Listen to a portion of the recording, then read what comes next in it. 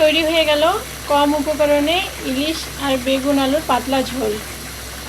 আপনারা অবশ্যই এই রেসিপিটা বাসায় ট্রাই করে দেখবেন আর আমাকে জানাবেন কেমন লাগলো আপনাদের। নমস্কার, বিউটি ভিলেজ কিচেনে আপনাদের সকলকে স্বাগতম জানাই। আশা করি সকলে ভালো আছেন, আমরাও ভালো আছি। তো আমি চলে আসছি একটা নতুন রেসিপি নিয়ে। আজকে আমি করে দেখাবো বেগুন আলু দিয়ে ইলিশ মাছের পাতলা ঝোল। তো পুরো ভিডিও জুড়ে আমাদের সাথেই থাকবেন, আর ভিডিওটি ভালো লাগলে লাইক কমেন্ট সাবস্ক্রাইব করবেন। সামান্য পরিমাণে হলুদ আর লবণ দিয়ে আলুটা একটু ভেজে নিব।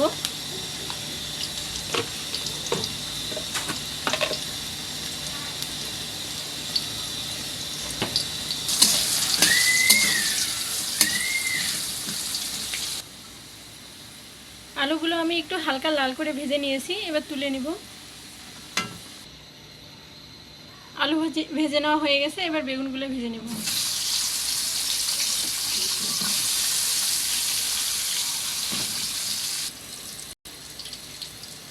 আমার বেগুনও ভেজে নেওয়া হয়ে গেছে, এবার তুলে নিব।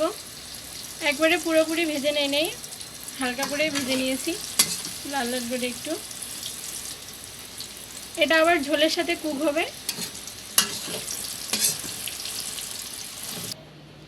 এবার ইলিশ মাছগুলো ভেজে নিব। আমি এখানে টোটাল 4 পিস মাছ নিয়েছি, একটু লবণ হলুদ মাখায় ভেজে নিব।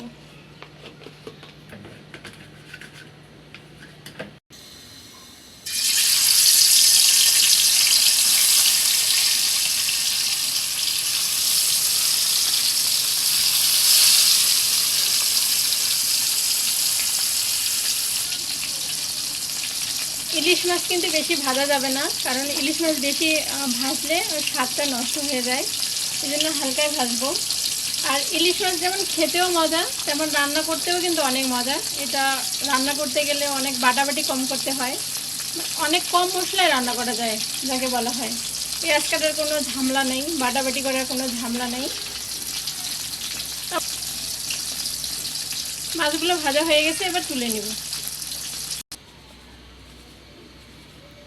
মাছ ভেজে নেওয়া হয়ে গেছে, এবার দিয়ে দিব কালো জিরা ফোড়ন। ইলিশ মাছের কিন্তু কালো জিরা ফোড়ন ভালো লাগে, স্বাদটা দ্বিগুণ হয়ে যায়। দিয়ে দেবে 2টা শুকনো লঙ্কা।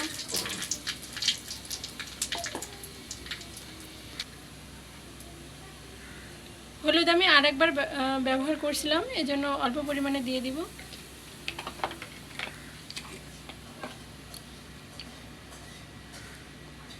আর দিয়ে দিব রঙের জন্য শুকনো লঙ্কা গুঁড়ো,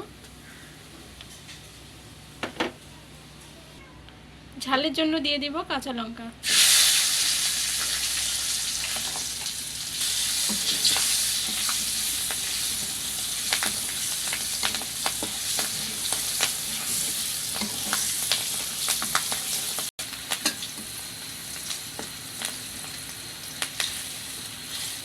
সব কিছু কাঁচা গন্ধ চলে গেছে, এবার দিয়ে দিব জল।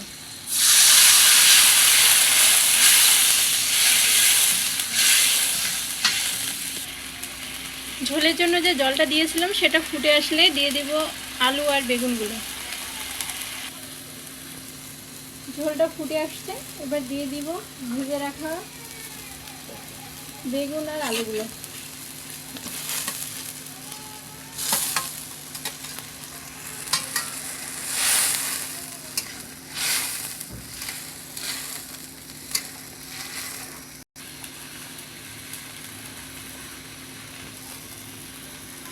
আলু ভেজে নেওয়ার সময় লবণ দিয়েছিলাম, মাছ ভেজে নেওয়ার সময় লবণ দিয়েছিলাম, কিন্তু ঝোলের জন্য তো লবণ দেওয়া হয়নি, এই জন্য লবণ দিয়ে দেব।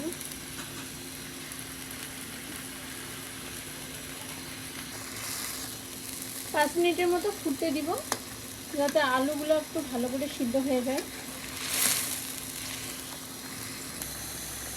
ফিরে আসলাম 5 মিনিট পর, দেখি আলুগুলো সিদ্ধ হয়েছে কিনা ঠিকঠাক মতো। আলু বেগুন দুটাই সিদ্ধ হয়ে গেছে। এ পর্যায়ে দিয়ে দিব ভেজে রাখা মাছগুলো।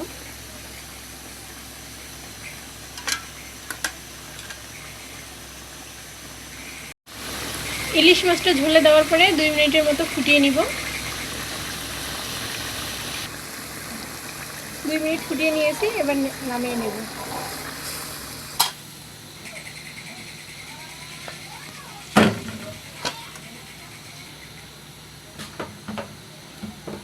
ভিডিও জুড়ে আমাদের সাথে থাকার জন্য ধন্যবাদ। অবশ্যই ভিডিওটি ভালো লাগলে লাইক কমেন্ট সাবস্ক্রাইব করবেন, আমাদের পাশেই থাকবেন। দেখা হবে এরকম মজাদার কোনো রেসিপি নিয়ে। ততক্ষণে ভালো থাকবেন, সুস্থ থাকবেন। নমস্কার।